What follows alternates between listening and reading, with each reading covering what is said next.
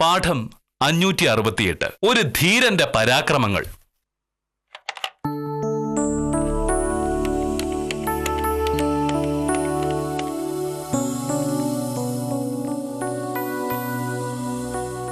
Hello, ലോനപ്പനല്ലേ? ഞാനാണ് K മോഹനേഷ് sir. എന്താണ് ലോനപ്പന്റെ ഉദ്ദേശം? വില്ലേജ് ഓഫീസർ കെ മോഹനേഷ് സാറിനെ പറ്റിക്കാമെന്നാണോ? ആഫീസിന്റെ പരിസരം മുഴുവൻ പുല്ല് ചെത്തി വൃത്തിയാക്കാമെന്ന് പറഞ്ഞ് രൂപ 500 വാങ്ങിപ്പോയിട്ട് ആഴ്ച 1 ആയി. ഇതുവരെ ലോനപ്പൻ ആ ഭാഗത്തേക്ക് വന്നിട്ടില്ല. എന്താ കാര്യം? ഒരാഴ്ച കഴിഞ്ഞോ? ഒരാഴ്ച കഴിഞ്ഞ് ജോലി ചെയ്യാനാണെങ്കിൽ കഴിഞ്ഞ ആഴ്ച കാശ് വാങ്ങിയെന്തിനാണ്? ലോനപ്പൻ തീ കൊണ്ടാണ് കളിക്കുന്നത്. ഇന്ന് ശിവരാത്രി ആയതുകൊണ്ട് ആഫീസ് അവധിയാണ്. ഇതിൽ നല്ലൊരു അവസരമില്ല. പറ്റില്ലേ? ലോനപ്പാ, നീ കെ മോഹനേഷ് സാറിന്റെ ഒരു മുഖം മാത്രമേ കണ്ടിട്ടുള്ളൂ. എനിക്ക് മറ്റൊരു മുഖമുണ്ട്. അയ്യോ, മര്യാദക്ക് ഞാൻ പറഞ്ഞ ജോലി തീർത്തില്ലെങ്കിൽ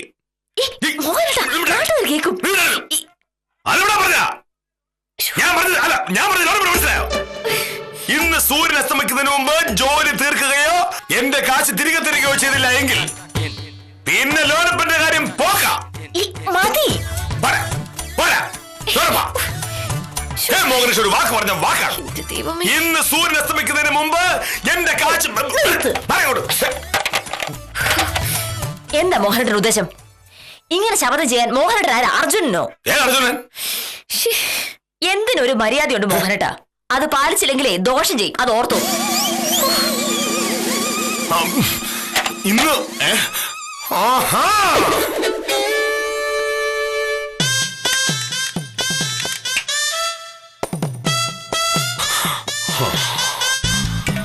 ഞാൻ എന്റെ ജോലിയുമായി ബന്ധപ്പെട്ടൊരു കാര്യം ഫോണിലൂടെ സംസാരിക്കുമ്പോ നീ കയറി ഇടപെടുന്നത് എവിടുത്തെ മര്യാദയാണ്?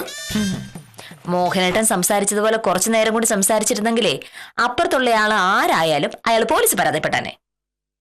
മോഹനേട്ടൻ ഫോണിലൂടെ നടത്തിയത് വധഭീഷണിയാ. അങ്ങനെ പോലീസിലൊരു പരാതി കിട്ടി അവരിവിടെ വന്ന് മോഹനേട്ടനെ പിടിച്ചുകൊണ്ട് പോകുമ്പോൾ ജാമ്യത്തിലിറക്കാൻ ഞാൻ തന്നെ പുറകെ വരേണ്ടി വരുമായിരുന്നില്ലേ? അതെന്റെ ഒന്നാമത്തെ ബുദ്ധിമുട്ട്. ഇന്നത്തെ ദിവസം കോടതി അവധിയാ. അതുകൊണ്ട് തന്നെ ജാമ്യം കിട്ടണമെങ്കിൽ നാളെ നേരം വിളിക്കണം. അതായത് ഇന്നൊരു ദിവസം ഞാൻ ഇവിടെ ഒറ്റയ്ക്ക് കഴിയേണ്ടി വരുമെന്ന്. അതെന്റെ രണ്ടാമത്തെ ബുദ്ധിമുട്ട്. ഇങ്ങനെ 2 ബുദ്ധിമുട്ടുകൾ ഒഴിവാക്കുന്നതിന്റെ ഭാഗമായിട്ടാണ് ആ ഫോൺ വിളിയിൽ ഞാൻ ഇടപെട്ടു പോയത്. അതങ്ങനെ തെറ്റാവും? എന്നെ പോലീസ് പിടിച്ചുകൊണ്ട് പോയാൽ തന്നെ ജാമ്യത്തിലിറക്കാൻ നീ വരേണ്ട കാര്യമില്ല. ജോലി അറിയാവുന്ന ഏതെങ്കിലും നല്ല വക്കീൽ എന്നെ സഹായിച്ചോളൂ.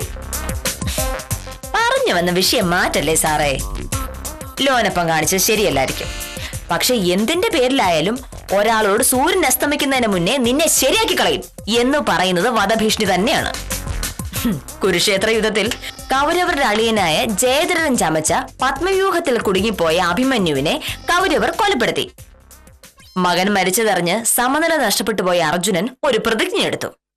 നാളെ സൂര്യൻ അസ്തമിക്കുന്നതിന് മുന്നേ ഞാൻ ജയദ്രഥനെ കൊല്ലും എന്ന്. മോഹനേട്ടൻ ഇന്നത്തെ മുദ്രാവാക്യം വിളി ഏതാണ്ട് അതുപോലെ ആയിപ്പോയി. പക്ഷേ മുദ്രാവാക്യം വിളിക്കുമ്പോഴേ ഒരു കാര്യം ഒന്ന് ഓർത്ത കൊള്ളായിരുന്നു. കുരുക്ഷേത്ര യുദ്ധകാലത്ത് ഇന്ത്യൻ ശിക്ഷാ നിയമം നിലവിലില്ലായിരുന്നു. ഇപ്പോ അതുണ്ട്. അതുകൊണ്ട് ആളുകളോട് സംസാരിക്കുമ്പോ കുറച്ചും കൂടെ സൂക്ഷിക്കുന്നത് നന്നായിരിക്കും. ഞാൻ സംസാരിച്ചതിൽ ഒരു തെറ്റുമില്ല. എന്നോട് മര്യാദയ്ക്ക് പെരുമാറിയില്ലെങ്കിൽ ഞാനും പെരുമാറില്ല. അങ്ങനെയാണെങ്കിലേ ഞാൻ മോഹനേട്ടനോട് എങ്ങനെയായിരുന്നു പെരുമാറേണ്ടത്? കല്യാണം കഴിഞ്ഞ് ഇന്നേ വരെ മോഹനേട്ടൻ എന്നോട് മാന്യമായിട്ടൊന്ന് പെരുമാറിയിട്ടുണ്ടോ? ഞാൻ എപ്പോഴാണ് അപമര്യാദയായി പെരുമാറിയത്? ഓഹോ, എന്തായാലും നമുക്കിനി ആ തർക്കം അങ്ങ് വിടാം. നല്ലൊരു ദിവസമായിട്ട് എന്തിനാണ് വെറുതെ നമ്മൾ തമ്മിൽ വഴക്കുണ്ടാക്കണേ? വേഗം പോയി പത്രം എടുത്ത് വായിക്കുക. അപ്പോഴേക്കും ഞാനൊന്ന് തേച്ച് വെച്ചോട്ടെ പ്ലീസ്.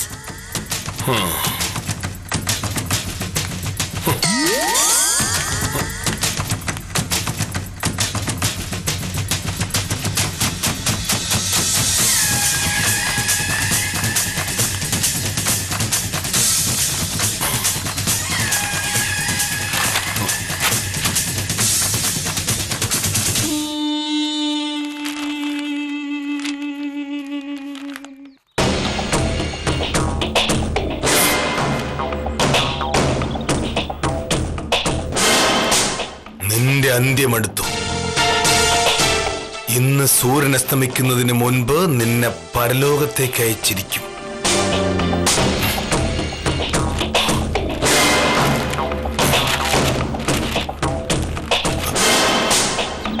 ചുണയുണ്ടെങ്കിൽ തടയ്. പോലീസിനെ അറിയിച്ചാൽ വൈകുന്നേരം വരെ ഞാൻ കാത്തിരിക്കില്ല. നിന്റെ കാലൻ.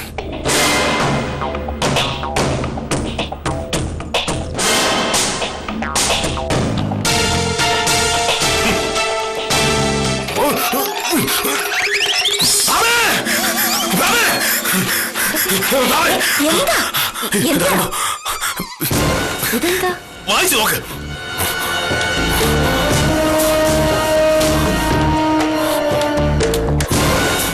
ഇതെന്താ? ഈ പത്രത്തിനകത്തിരുന്നതാ. ഇതാരാ പത്രത്തിനകത്ത് വെച്ചേ? പത്രക്കാരൻ രമേശനോടൊന്ന് ചോദിക്കേ. രമേശൻ പോയില്ലേ? അല്ലെങ്കിൽ തന്നെ ഈ പത്രത്തിനകത്ത് ഇങ്ങനെ ഒരു കത്ത് വെക്കാനുള്ള ധൈര്യമൊന്നും രമേശനില്ല. ഇത് വേറെ ആരോ ചെയ്തതാ. ആര്?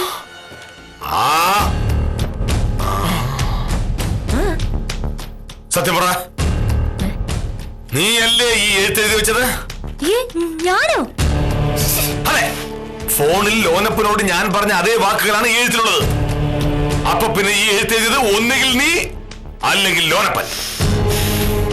തലയ്ക്ക് എന്തെങ്കിലും കുഴപ്പമുണ്ട്? ഞാൻ മോഹനേട്ടനോട് സംസാരിച്ചത് ഇവിടെ വെച്ച് 1.5 മിനിറ്റ് മുന്നേ അല്ലേ?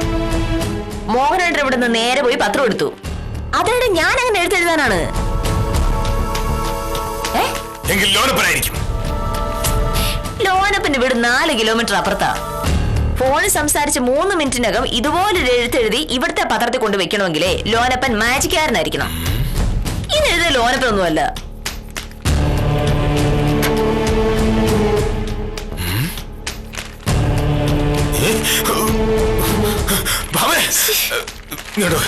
ലോനപ്പനല്ല ഇത് എഴുതിയെങ്കിൽ പിന്നെ ആരെന്ന് പറയാൻ?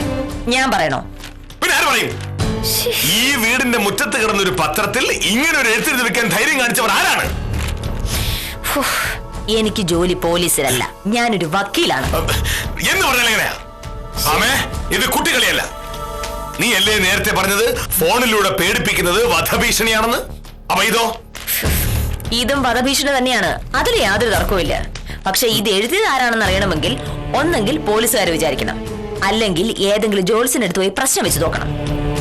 വെറുതെ എന്റെ പിന്നാലെ ഇത് പൊക്കി പിടിച്ചു നടന്നിട്ട് യാതൊരു കാര്യമില്ല എന്റെ മോനേട്ടാ. ഇനിയിപ്പോ വീട് മാറിപ്പോയതായിരിക്കും. അല്ലാതെ എനിക്ക് വധഭീഷണി കത്തെഴുതേണ്ട കാര്യം ആർക്കാ?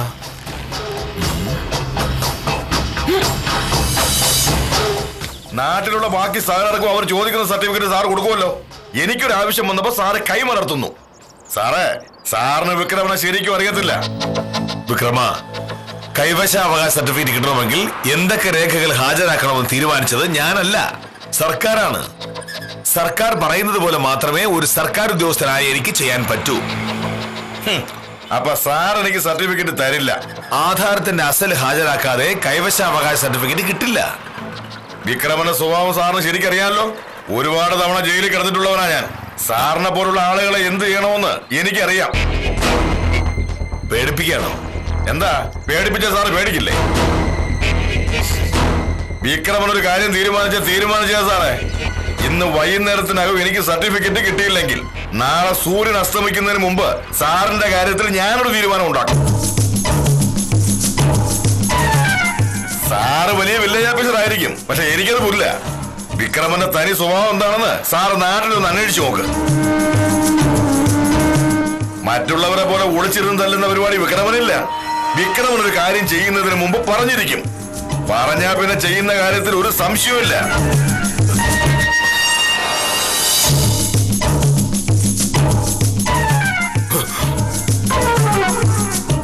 ഭഗവാനെ, വിക്രമൻ തന്നെ അവൻ പറഞ്ഞതുപോലെ ചെയ്യും. ഇനിയിപ്പോ എന്താ ചെയ്യുക?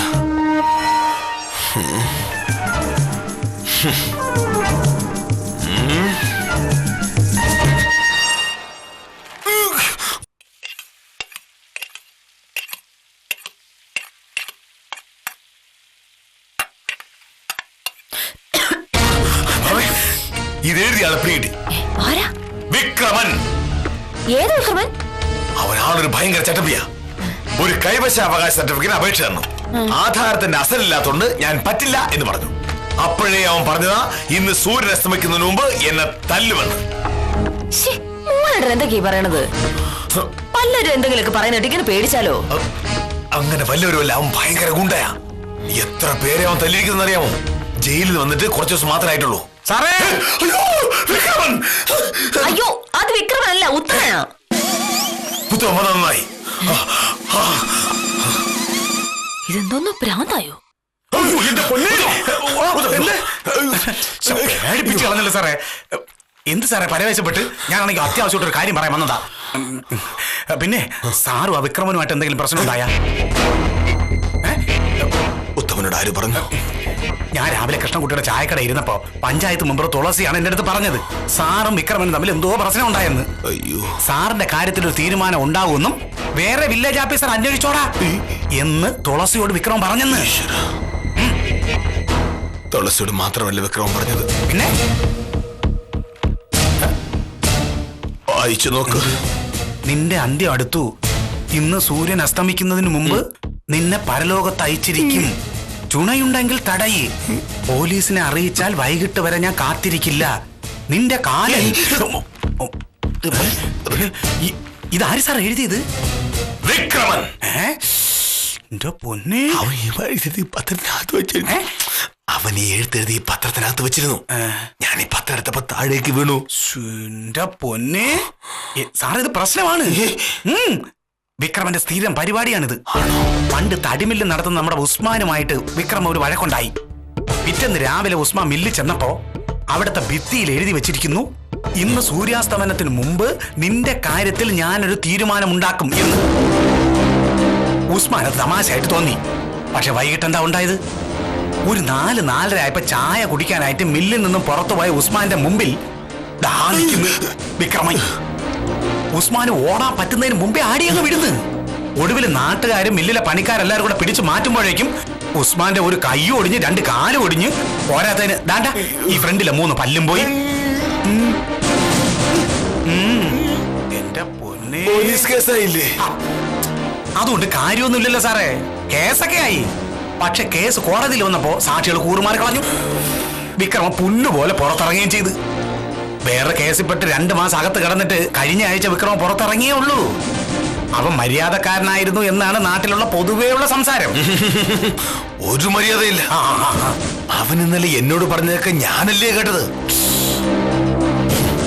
സാറേ, സാറിനുള്ള സ്നേഹം കൊണ്ട് പറയാണ്, ഒന്ന് സൂക്ഷിക്കുന്നത് നല്ലതാണ്. പറഞ്ഞത് വിക്രമനായതുകൊണ്ട് അവ ഇങ്ങോട്ട് കയറി വരുമെന്നുള്ള ഒരു ഉറപ്പാണ്. പക്ഷേ ഞാനൊരു വില്ലേജ് ഓഫീസറാണ്. എന്നെ ഒന്നും ചെയ്യാൻ പറ്റുന്നില്ല. സാറെ, വെട്ടാൻ പോകുന്ന പോത്തിനോട് വേദമോദരുതെന്നൊരു ചൊല്ലുണ്ട്. ഈ വിക്രമൻ വില്ലേജ് ഓഫീസർ അല്ല, സാക്ഷാ റവന്യൂ മന്ത്രിയായിരുന്നാലും ഒരു പ്രശ്നമില്ല. മുകളിൽ ആകാശ താഴെ ഭൂമി എന്ന് പറഞ്ഞോണ്ട് നടക്കുന്നവനെ നമ്മൾ എങ്ങനെ നിയന്ത്രിക്കുന്നു? പിന്നെ സാറ് സൂക്ഷിക്കണം. ഇത് വെച്ചോ, ഞാൻ ഇറങ്ങട്ടെ. അല്ല, ഉത്തമന് പോകാൻ എത്ര തിരക്കുന്ന? എന്ത്? ഇന്ന് ശിവരാത്രി അല്ലേ? നമുക്ക് വെളുക്കുന്നവർ എന്തെങ്കിലുമൊക്കെ മിണ്ടി പറഞ്ഞിരിക്കാമല്ലോ. സാറിന്റെ ഈ അദമ്യമായ സ്നേഹപ്രകടനത്തിന്റെ അർത്ഥം എനിക്ക് മനസ്സിലായി. ആണോ? പക്ഷേ സാറിനോടുള്ളതിനേക്കാൾ സ്നേഹം എനിക്ക് എന്നോടും എന്റെ അമ്മയോടും ഉള്ളതിനാൽ ഇന്നിവിടെ നിൽക്കാൻ ഒരു നിവൃത്തിയില്ല. ഞാൻ പോട്ടെ. സൂക്ഷിച്ചോണേ, പറഞ്ഞില്ല എന്ന് വേണ്ട. എന്ത് ചെയ്യും? ഇങ്ങനെ വേലിക്കല്ല് പോലെ നിന്ന് കഴിഞ്ഞാൽ പെട്ടെന്നൊന്ന് വെട്ടിയിട്ട് പോവാം. അകത്തോട്ട് കയറി പോ സാറേ.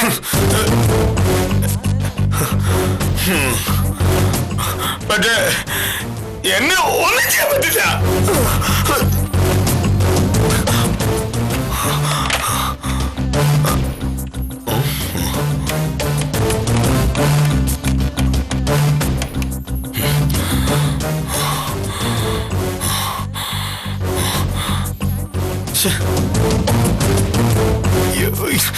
ഇവർക്കൊക്കെ ഈ ഫോൺ എടുത്ത് എന്താ എത്ര പറയാനുള്ളത്? എന്താണ് സംഗതി? പ്രശ്നമാണ്. വിക്രമൻ ഏത് നിമിഷവും ഇവിടെ കയറി വന്നിരിക്കും. ഞാൻ പോലീസിനെ വിളിക്കായിരുന്നു. പക്ഷേ ആ ഫോണിൽ അവര് സംസാരിച്ചോണ്ടിരിക്കുക. പോലീസ് സ്റ്റേഷനിലെ ഫോണല്ലേ, ഒരുപാട് പേര് വിളിക്കാനുണ്ടാവില്ലേ? പോലീസുകാർക്ക് നാട്ടുകാരുടെ മുഴുവൻ കാര്യം നോക്കണ്ടേ? ഒരു വില്ലേജ് ഓഫീസറെ വീട്ടിൽ കയറി ഇങ്ങനെ ഒരു എഴുത്തിൽ വെച്ചിട്ട് പോയതിനെ പിടിക്കാൻ പോലീസുകാർക്ക് പറ്റുമോ? അതിന്റെ സംഭവം പോലീസ് അറിഞ്ഞില്ലല്ലോ. നീ ഒന്ന് വിളിക്ക, ഞാനിപ്പോ വരാം. മോഹനേട്ടാ ഒന്നുകൂടെ ആലോചിച്ചിട്ട് പോരെ. ആള് വരുമ്പോ എന്താലോചിക്കാൻ? എന്നെ ജീവനോട് കാണണമെന്ന് ആഗ്രഹം ഉണ്ടെങ്കിൽ വിളിക്ക്. ഞാനത് അങ്ങോട്ട് പോയത്. ഞാൻ വിളിച്ചോളാം.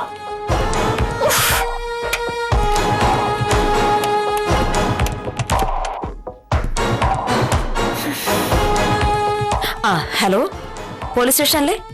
ഞാൻ അഡ്വക്കേറ്റ് സത്യഭാമ. അവനങ്ങനെ വെറുതെ വിടാൻ പറ്റില്ല. വന്നാൽ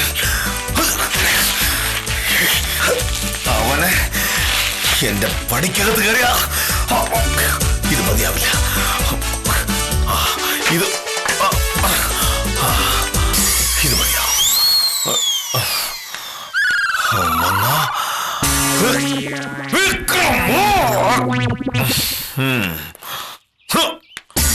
വിക്രമ, നിന്റെ കാലം കഴിക്കും. വിക്രമ,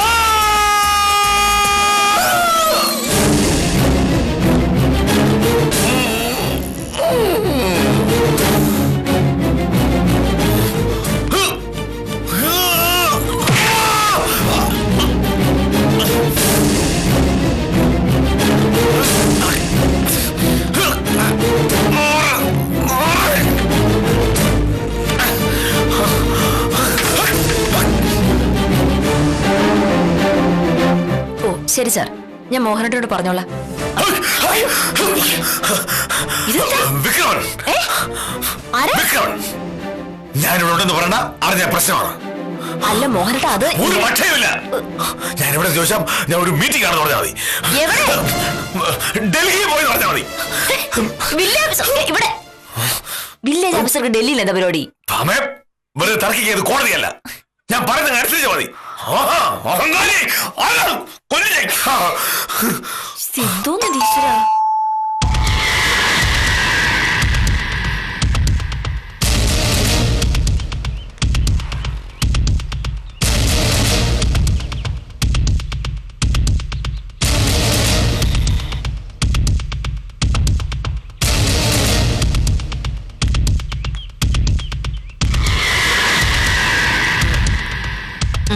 മോഹനേഷ സാറല്ലേ? ആരാ? എന്റെ പേര് വിക്രമൻ. എന്താ കാര്യം? അത് സാറിനോട് പറയാനുള്ളതാ. സാറിനെ വിളിച്ചേ. ആദ്യം കാര്യം എന്താന്ന് പറയൂ. വിക്രമ വലിയ ചട്ടം ചെയ്യാന്നൊക്കെ എനിക്കറിയാം. ഇന്നലെ മോഹനേട്ടനെ വഴി വെച്ച് ഭീഷണിപ്പെടുത്തിയെന്ന് ഞാൻ അറിഞ്ഞു. അത് പോട്ടേന്ന് കരുതി മോഹനേട്ടൻ അങ്ങ് ക്ഷമിച്ചതാ. അപ്പൊ ഇവര് വീട് കയറി വരുന്നു. ഒരു വില്ലേജ് ഓഫീസറുടെ വീട്ടിൽ കയറി വന്ന് ഭീഷണിപ്പെടുത്തിയ അതിന്റെ ഭവിഷ്യത്ത് എന്താന്ന് വിക്രമന് അറിയാമോ? എന്റെ പൊന്നു വക്കീലെ, ഞാൻ ഭീഷണിപ്പെടുത്താനൊന്നും വന്നതല്ല. ഒന്ന് ക്ഷമ പറയാൻ വന്നതാ. ഇന്നലെ വഴിയിൽ വെച്ച് മോഹനേഷ സാറിനോട് ഞാൻ അല്പം മോശമായി പെരുമാറി. എന്റെ അഹങ്കാരം കൊണ്ട് പറ്റിപ്പോയതാ. ക്ഷമിക്കണം. 6-7 മാസം ജയിലിൽ കിടന്നപ്പോ ഇനി മേലിൽ ഒരാളോടും വഴക്കുണ്ടാക്കില്ലെന്ന് തീരുമാനിച്ചതാ. കുറെ നാളായിട്ട് മര്യാദയ്ക്ക് ജീവിക്കുകയും ചെയ്യുന്നു. ഇനി ജയിലിൽ കിടക്കാൻ എനിക്ക് വയ്യ. ഇന്നലെ സാറിനോട് സംസാരിച്ചപ്പോ പെട്ടെന്ന് നിയന്ത്രണം വിട്ടുപോയി. ഇതൊരു കേസാക്കി ഇനിയും എന്നെ പോലീസിനെ കൊണ്ട് പിടിപ്പിക്കരുതെന്ന് സാറിനോടൊന്ന് പറയണം. അങ്ങനെ മര്യാദയ്ക്ക് ജീവിച്ച വിക്രമന് കൊള്ളാം. മാന്യമായി സത്യസന്ധനായി ജീവിക്കുന്ന ഒരു വില്ലേജ് ഓഫീസറുടെ മെക്കിട്ട് കയറിയിട്ടല്ല സാമർത്ഥ്യം തെളിയിക്കേണ്ടത്. മേലിൽ ആവർത്തിക്കില്ല വക്കീലെ. ശരി, വിക്രം പോക്കോ.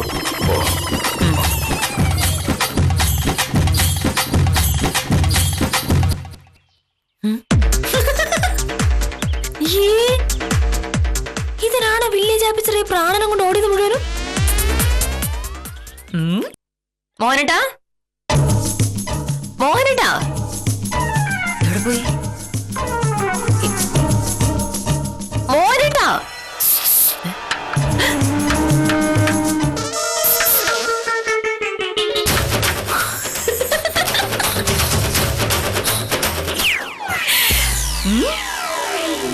തട്ടം പുറത്ത് കയറിയിരിക്കുക അല്ലേ? നീ ഇറങ്ങി വാ. അയാള് പോയി. പിന്നില്ലാതെ അയാള് മോഹനേട്ടൻ തല്ലാൻ വന്നതൊന്നുമല്ല.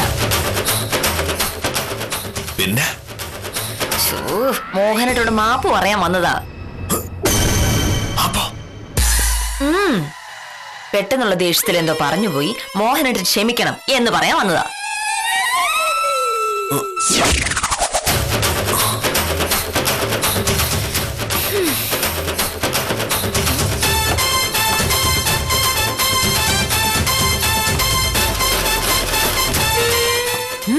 അവനെ വിശ്വസിക്കരുത്. അതൊക്കെ അവൻ വെറുതെ പറയുന്നതാ. അവന്റെ വർത്താനം കേട്ട് വിശ്വസിച്ച് ഞാൻ പുറത്തിറങ്ങി കഴിയുമ്പോ എന്നെ തല്ലാനാണ് അവന്റെ പരിപാടി. എന്റെ മോഹനേട്ട അങ്ങനൊന്നും ഇല്ല. ഞാൻ അയാളോട് സംസാരിച്ചതല്ലേ. പിന്നെന്തിനാ അവനാ കത്തെഴുതി ആ പത്രത്തിനകത്ത് വെച്ചിരുന്നത്? എഴുത്തെഴുതിയത് ആ വിക്രമനാണെന്ന് ആരാണ് പറഞ്ഞത്? പിന്നെ ഞാൻ പോലീസ് സ്റ്റേഷനെ വിളിച്ച് കാര്യം പറഞ്ഞപ്പോ എസ് എ പറഞ്ഞെന്താണെന്നറിയോ? അതിൽ വലിയ കാര്യമൊന്നുമില്ല. ഏതോ തലയ്ക്ക് സുഖമില്ലാത്ത ഒരു ഗോപാലൻ രാവിലെ എല്ലാ വീട്ടിലെയും പത്രത്തില് അങ്ങനെ ഒരു എഴുത്തെഴുതി വെച്ചു എന്ന്. എസ് എയുടെ വീട്ടിലെ പത്രത്തിൽ അങ്ങനെ ഒരു എഴുത്തെഴുതി വെക്കുമ്പോ അവനെ പോലീസ് പിടിക്കുകയും ചെയ്തു. പ്രാന്തായതുകൊണ്ട് അവന്റെ ബന്ധുക്കളോട് അവനെ വിടുകയും ചെയ്തു.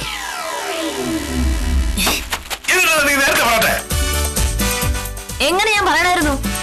ഞാൻ ഫോൺ വെച്ചപ്പോഴേക്കും മോഹനേട്ടൻ വന്നു വിക്രമൻ വന്നു എന്ന് പറഞ്ഞൊരു മകളല്ലായിരുന്നോ? എന്നോട് പറയാൻ സമ്മതിച്ചോ? അത്ര ഉണ്ടായിരുന്നുള്ളല്ലേ മനുഷ്യനെ പേടിപ്പിക്കാനായിട്ട്? വെറുതെ പേടിക്കാൻ ഒരാൾ തീരുമാനിച്ചാൽ ബാക്കിയുള്ളവർ പിന്നെ എന്ത് ചെയ്യാനാണ്? എന്തായാലും ഞാനൊരു കാര്യം തീരുമാനിച്ചു. എന്ത്? ഇന്ന് സൂര്യൻ അസ്തമിക്കുന്നതിന് മുന്നേ മോഹനേട്ടന് ബോൺബീറ്റെ ഹോർലിക്സും കോംപ്ലാനും ഒക്കെ ഇട്ട് കലക്കിയ ഒരു ചായ ഉണ്ടാക്കി തരാം. ഈ ക്ഷീണമൊന്ന് മാറണ്ടേ?